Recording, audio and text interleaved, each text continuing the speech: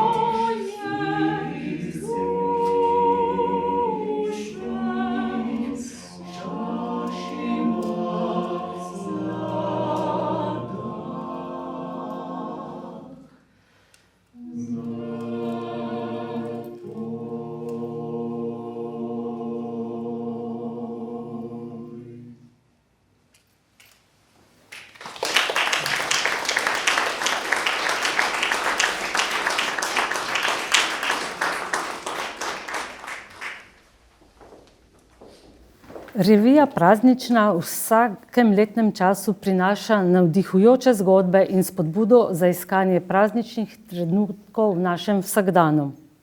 Tokrat z nami tudi v živo, besedi vabim urednico Katarino Ropret.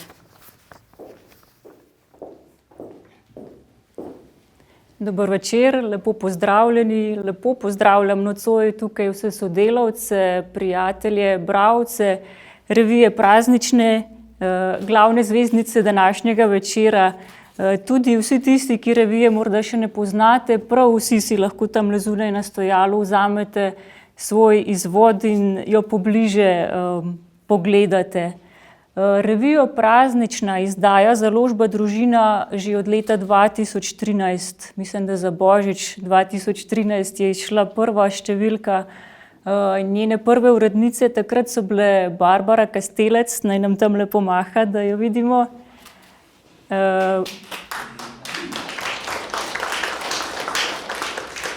In Manica Ferenc, naša nocojšnja gostiteljica, prav tako. In pa Lucija Čakš, ki pa se danes žal ni mogla pridružiti. Prav danes sem prebirala iz tiste prve številke uvodnik in me je nagovoril Barbarin stavek iz tistega uvodnika. Takole gre: najlepši prostor za praznovanje pripravimo, ko znamo od tradicije odbrati tisto, kar je plemenito, in dodati svoj pečat. In prav to mislim, da z revijo Praznična počnemo vse od takrat. Obračamo se k našim koreninam, k kulturni dediščini, k lepoti, umetnosti in tradiciji, ter odkrivamo ljudi, ki vsemu temu dajejo svoj pečat sodobnega časa. Revija izide 4-krat letno, v vsakem letnem času, in v vsakem letnem času išče tiste praznične, svetle trenutke, navdihujoče osebne zgodbe in intervjuji, kulturna dediščina, rokodelci, arhitektura, reportaže, kulinarika, nasveti za urejanje doma in vrta. Vse to pa z veliko mero estetike, za katero gredo zadnji 2 leti zasluge naši likovni urednici Luciji Jerman. Res je, živimo v težkih časih, ko se še bolj lahko strinjamo z našim pesnikom Gregorčičem, da življenje ni praznik. Ampak prav zato se pri reviji Praznična trudimo, da pokažemo na svetle trenutke, ki človeka lahko dvignejo. Da pokažemo, da življenje je praznik, če si ga naredimo. In nocoj smo tu, da si naredimo en lep praznični večer z gosti, ki so blizu poslanstvu in srcu revije Praznične. Najprej vabim na prizorišče dragocenega sodelavca revije Praznične, mojstra s čudodelnimi prsti, pod katerimi res bujno ozeleni vsak vrtiček, Matic Sever.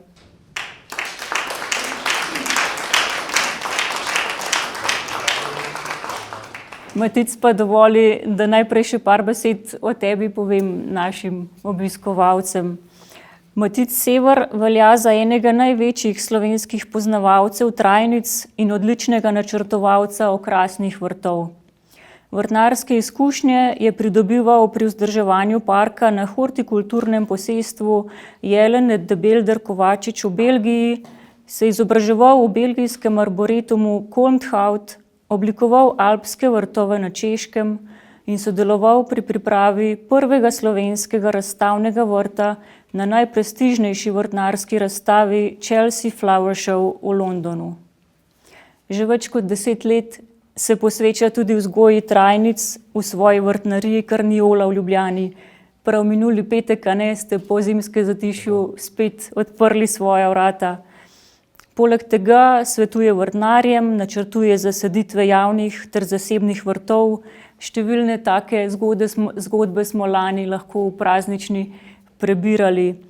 Je avtor 4 strokovnih knjig o trajnicah, najnovejša Trajnice za slovenski vrt, tamle jo vidite, lahko pa si jo potem tudi tamle zunaj še kupite, je lani išla pri založbi Družina. Kot avtor člankov sodeluje z različnimi vrtnarskimi revijami in že več let tudi z revijo Praznična. Matic, najbrž ne bom zgrešila, če vprašam, da najbrž si med tistimi, ki posebej težko čaka pomlad. Ja, se gotovo. Zima sicer pride zelo prav, da si oddahnemo, da v miru naredimo tudi še kakšne plane za naprej, ker se ukvarjamo tudi z načrtovanjem vrtov. Je to tudi en tak bolj umirjen del, ki res lahko omogoči fokus tudi na kakšne posebne projekte, ampak radi smo z rastlinami, tudi jaz osebno, in komaj čakam, da malo požene in zacveti in je življenje precej lepše. Tako, in nocoj si nam v bistvu pomlad pripeljal kar sem, pa se zdaj mogoče malo sprehodiva in povejva obiskovalcem, kaj imamo tukaj lepega. Tako je, ja, zdaj razmišljal sem, kaj naj v tej zelo zgodnji pomladi in pa mrzli pomladi, sicer bom rekel v ta pravem marcu, ne suh in pa še dovolj hladen, prinesem. Nabral sem čim več zelenega in pa cvetočega in se ob tem odločil, da ne bom izpostavljal ene mikroteme, neke tematike posebej, ampak bi rad, da je zadeva majčkeno bolj življenjska. Tukaj ste verjetno zelo različni, od tistih, ki ste strastni ljubitelji vrtičkanja, do tistih, ki imate morda na balkonu ali pred hišo samo kakšen cvetlični lonec, korito. Pa sem se odločil, da malo iz primera na primer skočiva, pogledava nekaj komentarjev, potrosiva okoli teh kombinacij, pa dodam še kakšen nasvet tu in tam za posamezno rastlino. Tako, seveda, vedno zelo dobrodošla tudi vsa vaša vprašanja, ne, Matic bo tukaj tudi za to. Tako. Zdaj tukaj vidimo par primerov, čeprav so tele rastline lepo postavljene, lahko rečem zaranžirane v posode, ni mišljeno, da so to zdaj zasaditve za posode, lahko pa so. Kajti rad bi se malce bolj dotaknil področja kombiniranja, zakaj se odločam za določene kombinacije. Recimo tale najnovejša knjiga je res odlično izhodišče, da človek dobi en pregled, tudi za lepo bom rekel slikovno prikazana ta pestrost trajnic za posamezne lege, od sence, sonca, za različne tipe tav. Še posebej sem se dotaknil potem primorske oziroma toplih leg in pa hladnih leg, ker mislim, da tega manjka v Sloveniji, da težko avtorji zaobjamemo vso to pestrost in potem navajamo samo ene splošne podatke, tako da ta knjiga si upam trditi res to dobro pokrije. Nadgradnja je pa potem, kako pa točno potem še estetsko skombinirati. Ne? S to knjigo res ugotovimo, kaj dobro funkcionira skupaj. Tudi vse je lepo fotografirano, da lahko že barvno primerjamo stvari, da najdemo neke povezave. In zdaj, če pogledamo pa še tukaj na praktičnih primerih, kar je pač vedno najboljše, najbolj priročno, vidimo, da lahko zajadramo v več različnih kombinacij. Zdaj, za same barve se odločamo zelo osebno, ne? Vsak ima neke prioritete, pa če pogledamo recimo rožnato, tale kombinacija je skorajda, bom rekel, malo slovenska. Če greste v naravo, dostikrat opazite rastišča s pomladansko reso in pa potem telohi, ne? V našem primeru črni teloh, lahko si po vrtu privoščimo tudi katerega izmed številnih križancev. In če malce obrnem potem, oziroma takole pokažem zasaditev, na kaj bi rad opozoril na ta zimski oziroma začetni pomladni čas, je to, da številne, predvsem zimzelene trajnice skozi hladno obdobje dobijo neko drugo obarvanost. In tukaj vidimo, kako se recimo tile listi bergenije, ki so sicer povsem zeleni, to je taka stara kmečka evropska trajnica, mislim, azijskega porekla, ampak že zelo domačena pri nas, kako ta rdečerjava barva lepo preide potem preko telih telohov v te potem rožnate barve rese. In pa še en primer bršljana, ki tudi dostikrat dobi to pordelost listov. Recimo to je malo manj živahna, ampak taka umirjena, majčkeno bolj fina kombinacija in sam rad lovim te, bom rekel, take bolj fine povezave tudi v barvnem smislu. Potem ena majčkeno bolj živahna v smislu tele rumene. Vidite, da lahko v zasaditve kombiniramo tudi razna zelišča, dišavnice. Tole je le ena od številnih sort, recimo materine dušice oziroma teh vrtnih različic timijanov z rumeno obrobo in deluje zelo pomladno, zelo živo. Če pa želimo majčkeno bolj kontrastno, pa potem te svetle odtenke poglobimo oziroma nek kontrast ustvarimo s temnimi, kot so recimo rdečelistni mlečki, mandljevolistni mleček v tem primeru, nekaj posebnega je zimzelena, tale zadeva črna kačja brada, ni trava, ampak jo v vrtnarstvu kar prištevamo k okrasnim travam. No in pa ena posebna primula oziroma jeglič, taka tudi starinska angleška sorta, Victoria, s temi obrobljenimi cvetki in se spet tukaj sicer samo z delom cveta nanašamo in ponavljamo potem te barvne vzorce po zasaditvi. Matic, s tem imam vedno težave, ker se lotevam pomladnih čebulnic. Ja. Ko jih zasadim, narcise, pomladi bo čudovito, potem bodo pa odcvetele, kaj pa zdaj. Moramo biti najbrž pri teh pomladnih čebulnicah kar malo pozorni, kaj se bo zgodilo potem, tisti korak pozneje. To je dobro vprašanje, kajti s tem ima marsikatera stranka veliko zagato. Ljudje se potem osredotočajo na same liste, kaj početi z njim, se jih veže, prehitro poreže. Skratka, že pri umeščanju čebulnic, to ponavadi počnemo jeseni za pomladi cvetoče, pazimo, da v samih gredah, v zasaditvah, če se le da, saj teh višjih ne sadimo čisto na rob, ker bomo težko skrivali listje.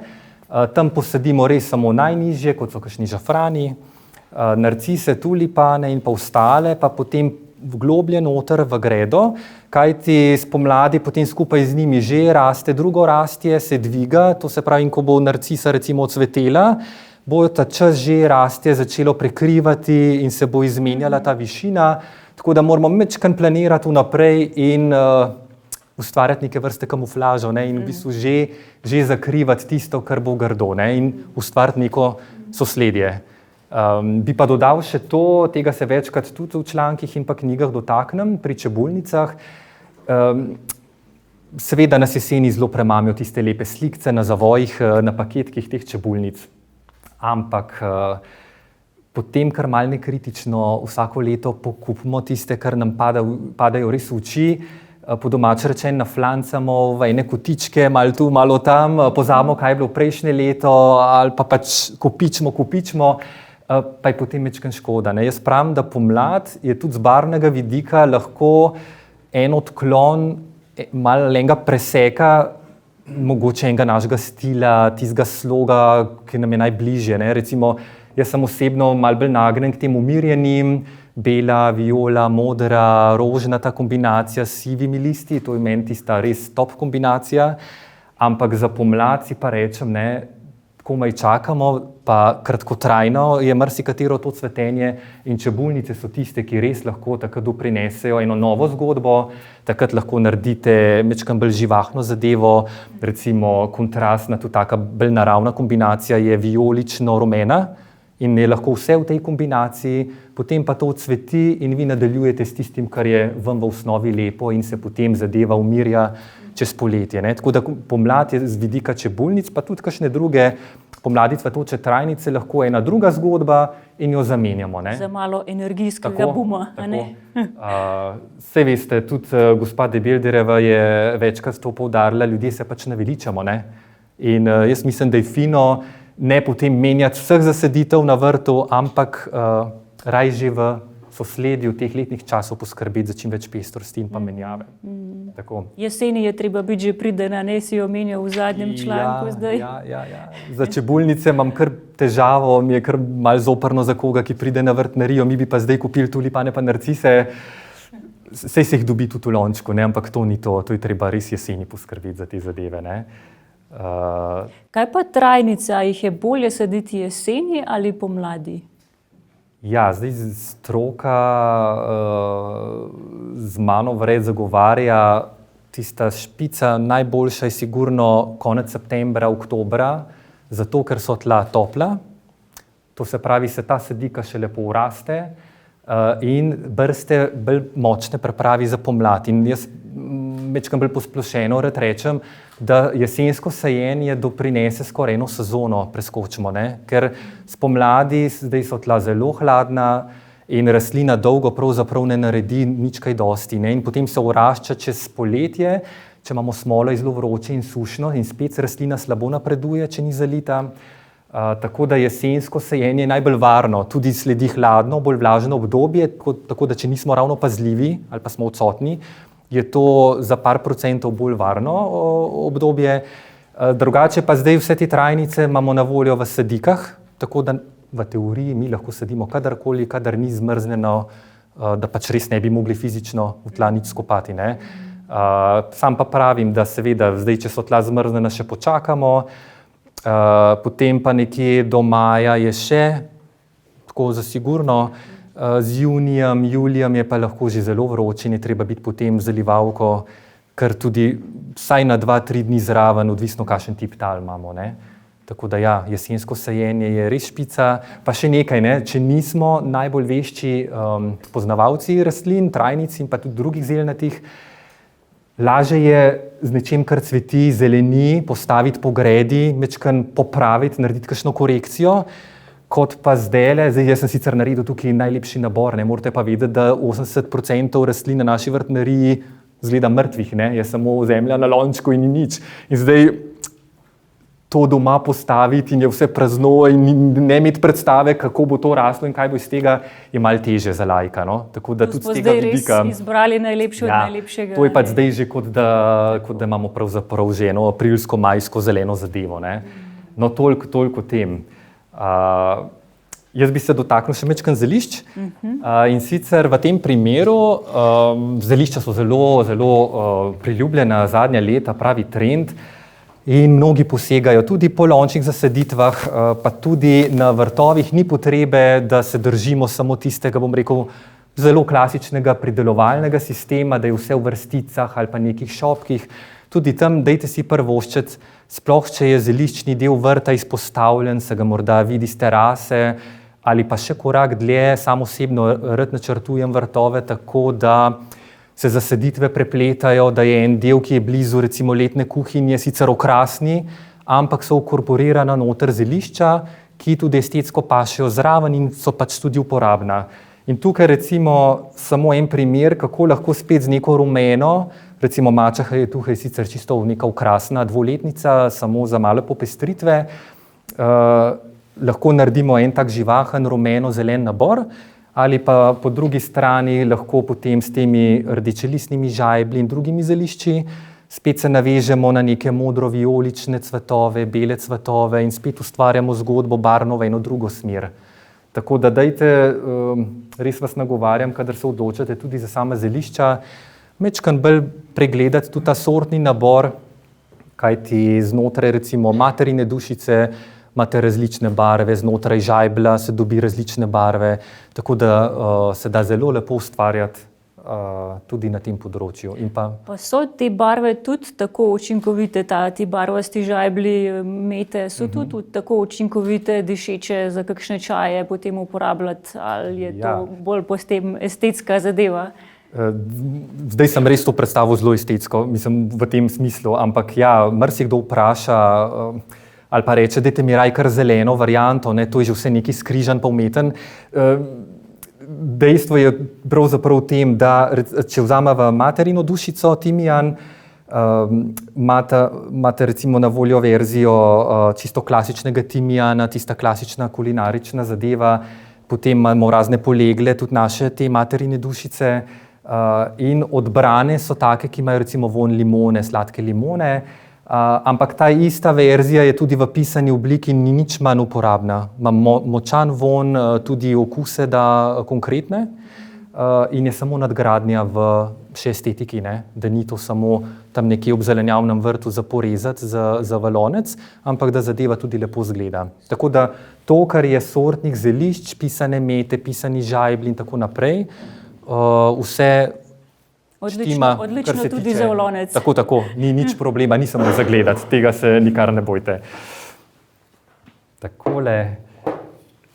Potem pa še ena zadržana, taka bolj hladna zadeva, zeleno-bela. Tukaj bi pa z oblikovalskega vidika izpostavil dve zadevi, in sicer eno je struktura. Tole sicer ni prava trajnica, je trajna, ampak že spada v lesnate rastline, gre za ilex oziroma drobnolistno bodiko. Spet, če se malo navežem na to, te laične pogoste napake, ko pokupimo vse cvetoče in začnemo s tem graditi grede in pa vrt. Najprej struktura. Najprej ustvarite eno ogrodje z lesnatimi rastlinami. Sam pazim recimo tudi potem pri naboru trajnic, predno se odločam za barve, predno se odločam za višine čez cvetenja. Vedno pogledam, da je približno četrtina, tretjina zimzelenih, da je recimo tretjina trav, kajti spet bi kdo rekel, pa kaj pa je treba zdaj kle zeleno travo noč, sej trata je trata, se imamo dosti tega. Ampak v resnici te listi, tudi če vi direktno tega ne prepoznate, igrajo pomembno vlogo tudi v smislu teh oblik. Imamo nekaj zelo zbitega, gostega, potem je fino, to je zelo mehko, valovi v vetru, spet zbita bučka, potem neke pokončne linije. Skratka, tudi na vrtu upoštevamo to, v večjih skupinah seveda, ne tako zdrobljeno kot v enem loncu oziroma posodi. In ponovno, kadar se odločamo za barve, recimo bela gre zelo lepo potem s srebrnolistnimi oziroma sivolistnimi rastlinami, in potem pri postavitvi pazimo tudi to, da so te preseki, da niso potem bele skupaj, pa vse ostale zelene posebej, ampak da je neka skupina belih tukaj, druga na tej strani, siva. S tem ponavljanjem teh fleh, po domače rečeno, potem naredimo en občutek harmonije v vrtu. In si lahko privoščimo zelo različne stvari, ni treba, da je vrt minimalističen, pa da ustvarjamo potem samo s 3 različnimi, ampak s temi barvnimi poudarki, s temi teksturami in oblikami pravzaprav dosežemo tisto pestrost, ki jo želimo in do katere marsikdo ne pride, pa pravi, saj imam veliko stvari, dobro mi delajo rastline, znam poskrbeti za njih, ampak nekaj manjka, in tukaj se nam mogoče majčkeno zatakne. Tako da ja. In to barvo dejansko lahko spreminjamo, kot si prej rekel, da pomladi je lahko en poudarek barvni, poleti mora biti drugačen. Ni treba vztrajati samo pri eni. Tako. Tukaj bi morda še na eno zadevico opozoril, predvsem pri drevesih in pa grmovnicah, ki so sicer izven tega našega ozkega ranga samih zelnatih trajnic. Če se pa odločamo za recimo rdečelistno drevo, recimo kakšen javor ali pa kakšen rdečelistni ruj, rdečelistni bezeg, te rastline bojo pa z nami potem celo sezono s to barvo in to so zelo močne pojave, ker to so pač večje rastline. S temi pa potem zelo diktiramo vzdušje vrta na dolgi rok. Vemo, da mi nekega javorja ne bomo menjali na par let in se pač pogovarjamo o desetletjih. Tako da, ko zasnujemo vrt ali pa pač recimo podedujemo, se preselimo nekam, kjer to že obstaja in če nam je pač to všeč, se pa potem temu prilagodimo z naborom ostalih. Potem pa vendarle, saj po mojem majčkeno zoprnem okusu, malo strogem lahko rečem, pa čisto vsega ne moramo zraven dajati, ker barvno se lahko pa tem stvari tudi tepejo. In potem ne pretiravati z novimi pisanimi rastlinami. Sam osebno se rad držim enega pravila, da če začnemo z rdečelistnimi grmovnicami, probamo potem ponavljati spet druge zadeve z rdečimi listi, pa morda še kaj sivega ali pa mogoče kaj belopisanega, ne pa še rumenega zraven, ker potem pa to že malo živžava rata.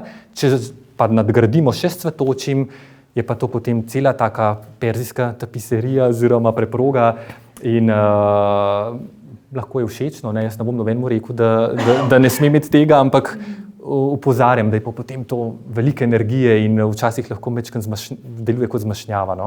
Ampak pravim, stvar lastne presoje. Včasih vendarle manj je več, a ne? Ja, tukaj je majčkeno bremze pritisniti. Tako. Pa še eno zadevico bi izpostavil, ker smo ravno v tem času, ko še bujno cvetijo telohi. Ta je pa čisto, bom rekel, ekološke narave oziroma z vidika samega gojenja rastlin. Če vzamemo za primer naš črni teloh, je to ena taka dobra iztočnica. če smo v dilemi, kam s to rastlino, kakšne pogoje potrebuje, dajmo se malo spomniti kakšnega rastišča v naravi. Ne. Črn teloh sicer raste tudi na odprtem, višje gor, recimo na Veliki planini, ampak večinoma je to bolj kot negozna rastlina. To se pravi, rabi neko zasenčenost, neko vlago, majčkeno bolj hladno območje. Potem imamo pa tudi teloh, pa bi človek rekel, pa se potem bomo pač telohe po istem kopitu sadili, ampak tukaj nastopi že tista nadgradnja znanja, ki jo je dobro prebrati v kakšni dobri knjigi. Recimo veliko pri nas srečujemo križance orientalskih ali vzhodnjaških križancev telohov. Ti so priljubljeni zaradi barvitih cvetov, ki pokrivajo skoraj celo paleto, samo modrega ni. Ta pa recimo bolje dela, če je malo več na soncu, če ima zelo odcedna tla in dobro prenese celo sušo. Ne, tako da, zdaj, če bi ta dva dali na isto rastišče, bi lahko zelo dobro uspevala, ampak če pa to rastišče suho, pa preveč osončeno in vroče poleti, bo pa ta zelo dobro prenesel, ta bo pa zelo trpel. No, tako da majčkeno še izpostavim to zagato, da včasih pa prehitro rečemo, bomo pa telohe vse dali v globoko senco in je to, ne gre vedno tako. Na sušna rastišča se ti posebej osredotočaš tudi, ne? Če se ne motim. Suša je bila problem v preteklih letih, lansko poletje je bilo deževno, sicer pa vemo, da klimatske spremembe prinašajo kar hude, vedno bolj hude razmere in suša je problematična. In mislim, da bomo imeli s tem še veliko opravka v Sloveniji, tako da marsikateri vrt že načrtujemo za desetletja vnaprej in že upoštevamo to in odbiramo čim bolj trpežne rastline, ki dobro prenesejo sušo. Lepo. Matic, zdajle je pomlad, se že razgledujemo, kje bomo kaj posadili, kje bomo še kaj kupili. Vrtnarije ste se v zadnjih 2 letih kar precej tudi na spletno trgovino na to področje razširila. Daj nam kakšen nasvet, kje so tiste pasti, na katere moramo biti pozorni v spletni trgovini, recimo ne vidiš ti sadike, ne moreš jo potipati, pogledati, koliko je kvalitetna, na kaj moramo biti pozorni. Internetna prodaja je seveda problematična, predvsem z vidika tega, da seveda objavljamo po želji, da bi stranka dobila občutek, za kaj gre, kaj bo imela na vrtu, simbolične fotografije. Večina ljudi sicer razume, da seveda bomo dali fotografijo cvetoče trobentice jegliča, zato ker na podlagi tega se boste odločili, kakšno barvo cveta ima, recimo, ne. Ni pa nujno, da bo cvetoča sadika prišla k vam, ker jo naročate recimo junija, ko bo samo še nekaj bogih listov, ne, in včasih je kdo razočaran, ker ne pozna področja, hitro naročuje. Imeli smo primer v tem valu, ne, koronskega spletnega nakupovanja, da je gospa marca poklicala, kaj smo ji to poslali, da to pa ni nič, ne, da reklamira, ker je ameriški slamnik, ki cveti julija, pač naročila in je rekla, da je ona pričakovala, da bo dobila cvetočo sadiko marca, ne.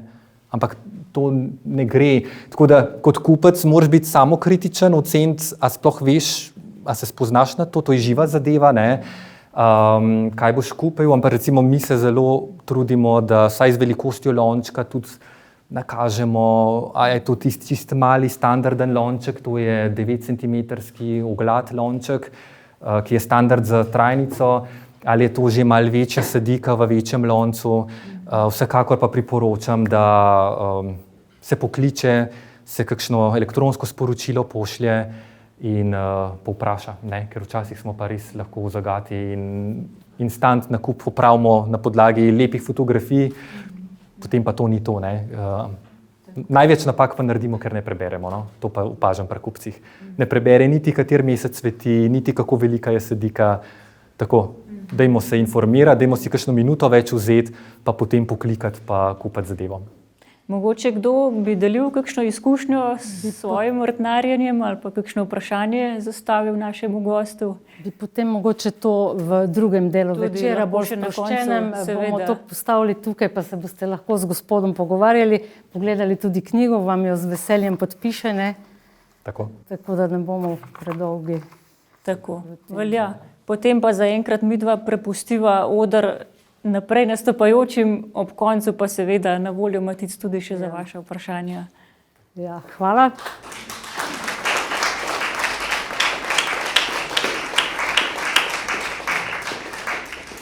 Da bomo iz tega pomladnega vrta, balkona lažje prešli v kuhinjo, ki nas že vabi s fotografijami, mislim, da je čas za večerni zvon.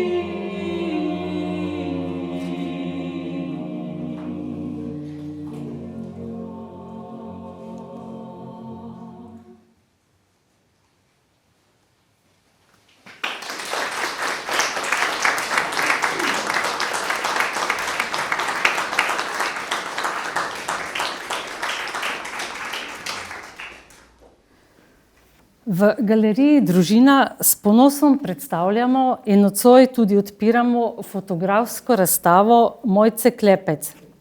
Njena fotografija družinskega zajtrka je bila izbrana kot finalist na tekmovanju Pink Lady Food Photographer leta 2020. Od takrat naprej je Mojca najbrž dobila še večji zagon za svoje fotografije. Pa da se izognemo tistemu suhoparnemu predstavljanju, izkoriščam to priliko, da je avtorica fotografij nocoj med nami in jo vabim.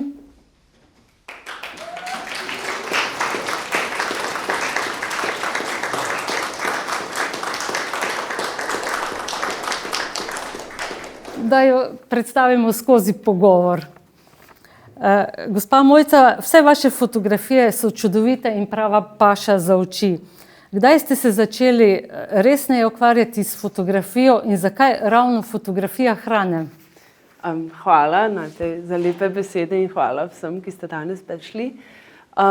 Pa v bistvu je bilo tako, da pri nas na kmetiji Klepec delamo čudovite stvari, delamo kaljene moke, ki jih proizvajamo edini v Evropi, pa delamo campo, ki je tako en super izdelek, s katerimi otroci dobijo za jesti takoj, ko so lačni. In potem sem jaz začela to fotografirati in tista moja slika ni glih bilo to.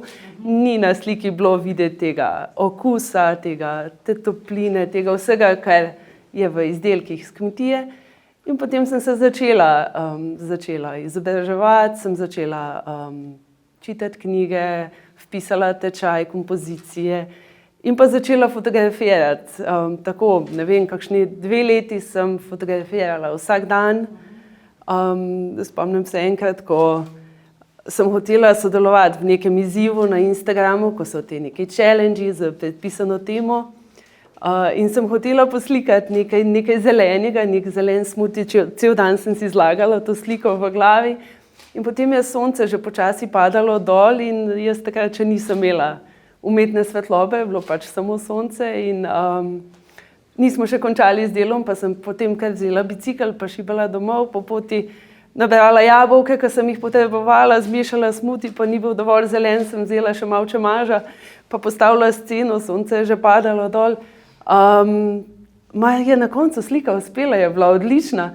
Ko so otroci in mož prišli domov, je bilo že vse pospravljeno in že objavljeno na Instagramu, tako da ja, ta zanos, ta strast, to veselje, do tega je me vodilo, da sem vedno znova raziskovala, študirala kompozicijo in potem to testirala, videla, kako to izgleda na mojih fotografijah in tako nekako se potem zgodba nadaljuje. Ja, moje naslednje vprašanje je namreč bilo, kdo vam pomaga pri kompoziciji, pa ste že odgovorili sami.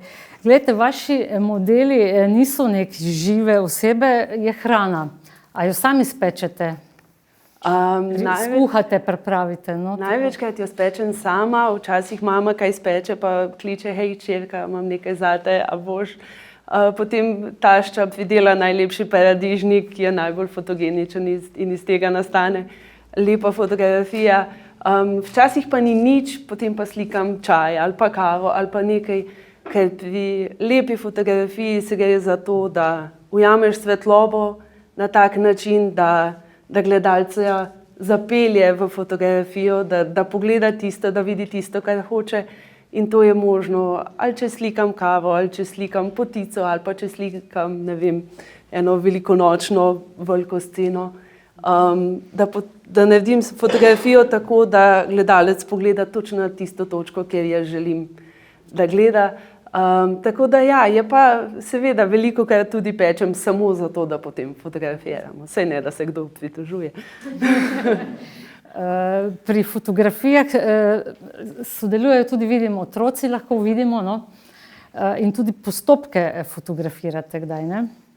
Ja, to so najbolj zabavni deli sploh, ko je bil ta najmlajši še majhen, sem ponavadi fotografirala, ko je on še spal in kot za nalašč je ponavadi, ko sem jaz imela vse postavljeno, se on zbudil in potem so nastale takšne fotografije, kot recimo tam, kjer sipam moko, kjer sem imela že vse nastavljeno, fotoaparat na stojalu, vse nastavitve in potem sva samo nadaljevala iz tistega, kar sem jaz hotela, kar sem imela zamišljeno, da bom poslikala sama, je potem on postal še glavni akter v fotografiji. Kaj pa je največji navdih pri ustvarjanju?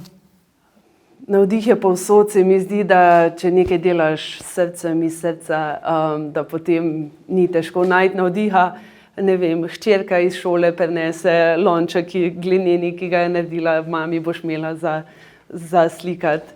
Ali pa, ne vem, mož izdela iz starih desk eno posebno malo deskico, da imam jaz. Tako da navdih je povsod, no. Kako pa to razmerje? Živite na kmetiji, družino imate, vam gre veliko časa najbrž za to? Ne vem, možno kažete. Podpora je. Ja, je kar dinamično, ampak sedaj. Se nam je zdelo tudi lepa preplet, zato smo izbrali tudi gospoda Matica z temi zasaditvami. Gotovo jih imate vi tudi doma, pa recimo začimbe, zdaj že ves večer gledamo, nekdo je že omenil, bodo koktejli potem, ko vidimo začimbe, ne, tako jih tudi vi uporabljate?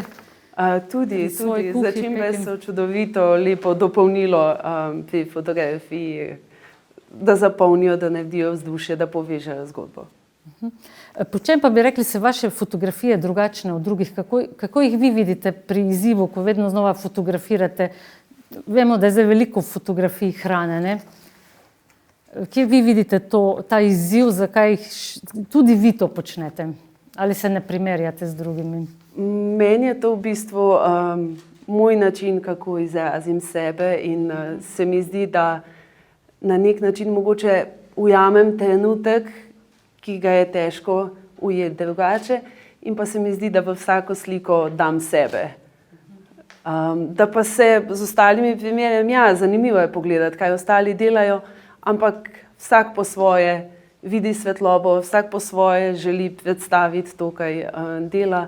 In ne vem, no. Mogoče so moje malo bolj temačne, ampak to je nek stil, ki izhaja že iz stare Grčije, kjer so že ta chiaroscuro efekt zelo veliko uporabljali. Tako da, ja. Hvala lepa, hvala vam tudi za to zaupanje in upam, da vam bo razstava v galeriji Družina tudi spodbuda še za nadaljne fotografiranje in razstavljanje, ustvarjanje. Ob tem naj še povem, da je izbor fotografij in postavitev pripravila sodelavka Ana Čadež, naša mlada umetnostna zgodovinarka. S tem je današnja razstava tudi odprta.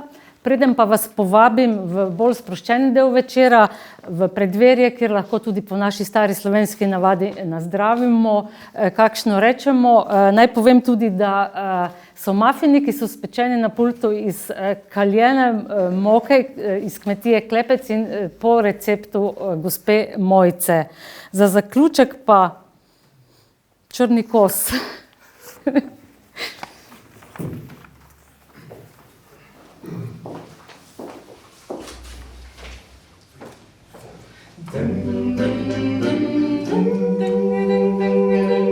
Blackbirds singing in the dead of night.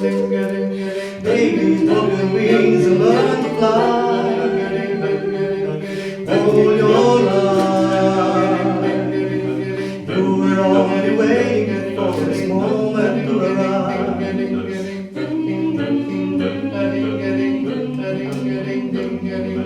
Blackbirds singing in the dead of night.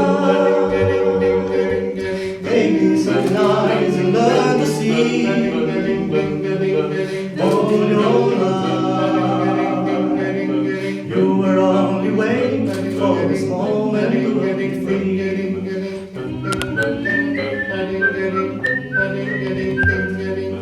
Blackbird fly, blackbird fly into the light of the dark black night.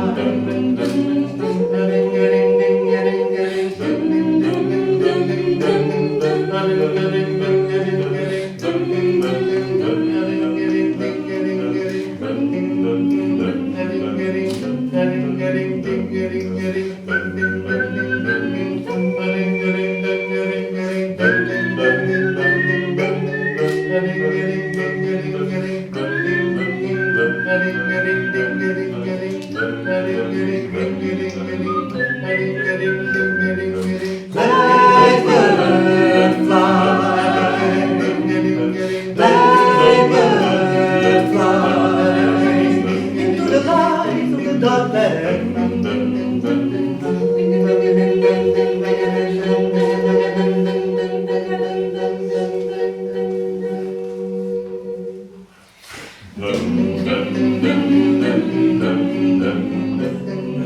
Blackbird singing in the dead of night. Babies broken wings and learn to fly. All your life, you were only waiting for this moment to arrive. You were only waiting for this moment to arise. You were only waiting for this moment to arrive.